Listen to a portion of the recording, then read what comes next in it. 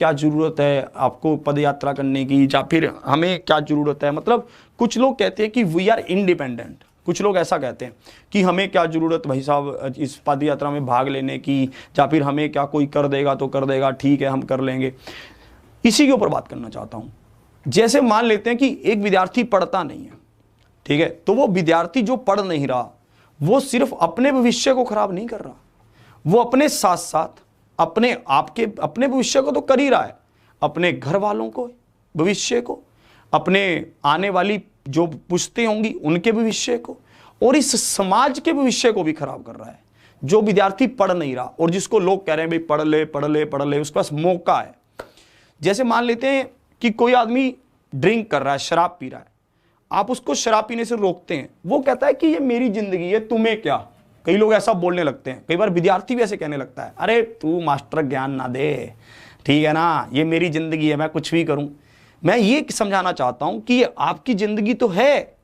पर अगर आप अपने भविष्य को खराब कर रहे हैं, एक शराबी अगर अपने भविष्य को खराब कर रहा है तो उसके साथ साथ अपनी फैमिली के भविष्य को और इस समाज के भविष्य को खराब कर रहा है। अगर हम उसको रोकते हैं तो हम उसी को नहीं रोक रहे, हम पूरे एक फ्यूचर तक को सेव कर रहे हैं। कैसे, इसके ऊपर बात करते हैं। जैसे मान लीजिए आप एक नाव में जा रहे हैं,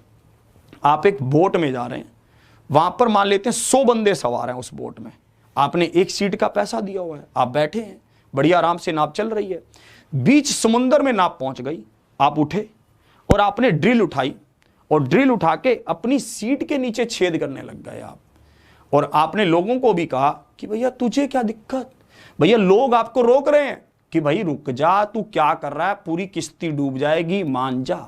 लोग आपको कह रहे हैं पर आप कह रहे हैं अरे तुझे क्या, भैया मैंने अपनी किश्ती का पैसा दिया है ना, मैंने जो मेरी सीट है उसका पैसा दिया है ना, ये मेरी मर्जी, मैं ड्रिल करूं, तोड़ूं, मरोड़ूं, कुछ करूं, तुझे क्या। मैं दावा करता हूं कि 100 के 100 लोग उसको पकड़कर वहां पर जा तो मार देंगे, जो उसको समझा देंगे कि तुझे ये ड्रिल फेंकनी ही होगी और यहां पर ड्रिल का तू यूज कर नहीं सकता, है ना, समझा देंगे ना उसको। यही चीज यहां पर है, बस ये है कि जो ये नाव ये तैर रही है ये बहुत बड़ी है, ये पूरी दुनिया की नाव है। अगर हम धीरे धीरे इसमें छेद करते चले जाएंगे तो ये नाव खराब होती चलेगी और पता भी नहीं चलेगा कि कैसे खराब हो गई है। तो मैं आपको यही समझाना चाहता हूं कि आपके सामने अगर कोई भी चीज ऐसी हो, है ना, तो आप उसको सुधारने का प्रयास करें। ये सिर्फ आपकी जिंदगी की बात ही नहीं है, ये आगे आने वाली जनरेशन टू जनरेशन तक की बातें हो रही हैं।